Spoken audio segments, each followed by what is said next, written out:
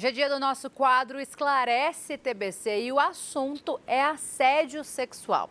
A prática é crime e acontece em vários ambientes, inclusive no ambiente de trabalho, viu?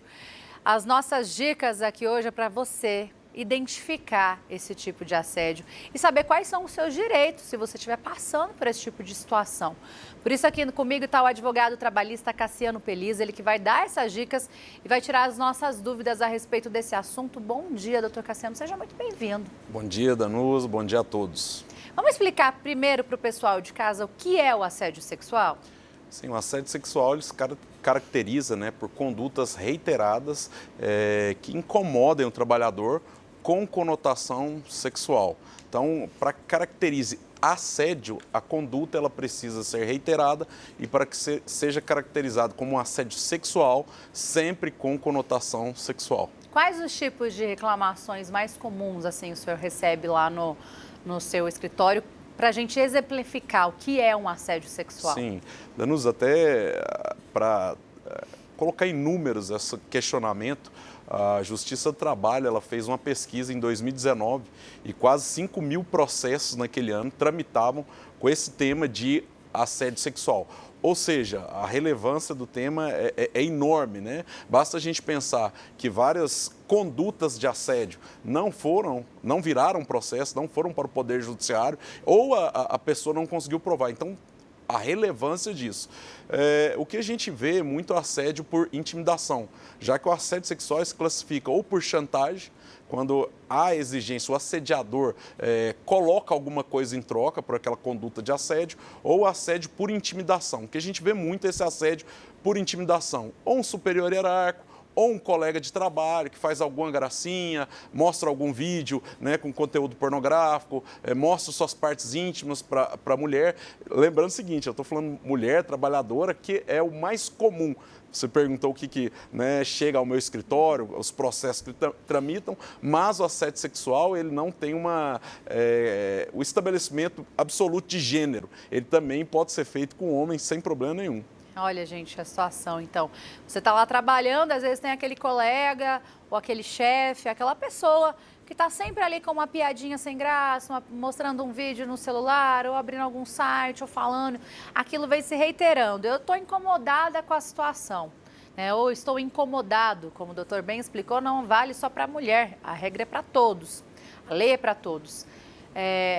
Como que eu posso criar uma prova para eu provar que isso de fato está acontecendo? Porque às vezes só o falar, só o depoimento da pessoa perde força. Sim, Danusa, é até interessante exatamente o que você falou, quando cria-se um ambiente de trabalho hostil, humilhante, que incomoda a pessoa, esse é o que chamamos de assédio por intimidação. Um por chantagem, outro assédio por intimidação. Esse é o grande problema das ações de assédio, sejam elas de assédio moral ou assédio sexual, questão probatória. Porque, Danusa, que nesses processos que tem mostrado, ou no nosso dia a dia, que a gente se depara no escritório, é que o assediador, geralmente, ele não faz isso em público. Ele faz um momento que ele está sozinho com a vítima, o que é difícil, então a gente não tem prova testemunhal. Como que vai fazer nesses casos? Às vezes o assediador ele manda algumas mensagens, então é importante a gente utilizar as redes sociais como meio de prova, deixa uma mensagem no Instagram, manda uma mensagem no WhatsApp. Às vezes ele comete um deslize e faz a conduta assediosa na frente do testemunha, pode ser utilizado também o testemunha, deixa algum recado, algum escrito. Tudo isso pode ser utilizado como meio de prova. Qual que é a orientação para as pessoas, visto que muita gente... O senhor estava falando da questão de números, eu tenho aqui, ó. Opa, quase caiu. O Brasil registrou no primeiro trimestre de 2023 um total de 831 denúncias junto ao Ministério Público do Trabalho de assédio sexual no ambiente laboral. No mesmo período, em 2022, foram 393 denúncias. O número aí mais que dobrou. Mas estima-se que esse número seja ainda maior porque muita gente não denuncia, tem medo aí de perder o emprego, fica com receio. Qual a orientação para essas pessoas? Não sei se vocês já notaram que quando acontece, muitas vezes, quando a primeira denúncia ocorre, outras mulheres, outras pessoas, outros trabalhadores, eles vão atrás para denunciar também.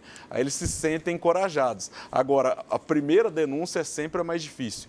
Primeira coisa, Danusa, e até fazendo uma defesa do empregador, muitas vezes esse empregador nem sabe que o seu empregado está sendo assediado. Porque ele pode estar sendo assediado por um colega de trabalho, por um superior hierárquico, que não é o empregador. Então, o primeiro passo, eu sempre falo isso, é avisar o seu empregador, ou um coordenador, um diretor da empresa, sobre aquela conduta de determinado empregado, para que aquele empregador tome as medidas cabíveis. Até porque, isso é importante dizermos, que o ambiente de trabalho é de responsabilidade do empregador, ele que tem que fiscalizar, ele que tem que colocar esse ambiente de trabalho saudável. Então, ele deve fiscalizar.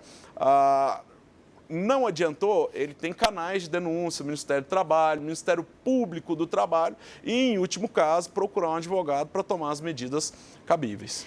Excesso de carinho, aquele colega, aquele chefe carinhoso demais, que fica abraçando, que fica pegando, fica passando a mão, isso também caracteriza assédio sexual? Sim, se for uma conduta que constrange o trabalhador ou a trabalhadora e for reiterada, inclusive ela já deu um aviso, já falou para aquele colega carinhoso parar com aquilo, sim, caracteriza o assédio sexual. Lembrando o seguinte, que muitas vezes uma determinada conduta única pode causar o constrangimento e essa pessoa pode procurar os meios judiciais ou pode procurar o seu empregador. Não vai caracterizar assédio, mas vamos imaginar que um colega mostrou uma foto, um vídeo, algo que ela não gostou, pode também caracterizar o quê?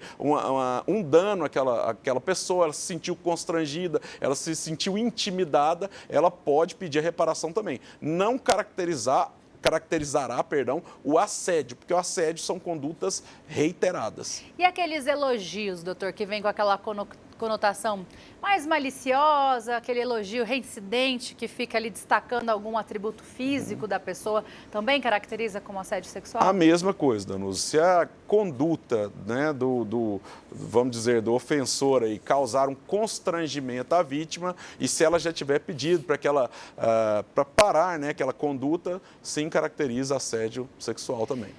As pessoas podem procurar um advogado, no caso, o senhor é um advogado trabalhista, essa é a melhor área para dar essa orientação, né? Para realmente quem estiver passando, identificar ali se está num ambiente que está ocorrendo algum tipo de assédio? Sim, você já avisou o empregador, se a empresa já está ciente da conduta do ofensor e todos os mecanismos internos, às vezes até processo administrativo para empresas que tenham isso, não funcionaram, aí ela deve buscar, se ela está se sentindo ofendida, deve buscar a via judicial, né? Procure um advogado. E quando a gente fala de avisar o empregador, é sempre bom avisar por e-mail, avisar por mensagem, ter uma prova de que realmente foi feito esse aviso, né? Exatamente. O direito é prova, né? A gente fala muito isso. Então, quanto mais provas a pessoa tiver, um vídeo também, um áudio, geralmente até do ofensor também, quando ela estiver recebendo esse assédio sexual, fazer um áudio, alguma coisa nesse sentido. E caso não resolva, busque um advogado e pleiteie seus direitos. Cassiano Peliz, advogado trabalhista, muito obrigado pela participação. Obrigado, Danusa. Obrigado a todos. Estou à disposição. Bom dia para o senhor. Bom dia.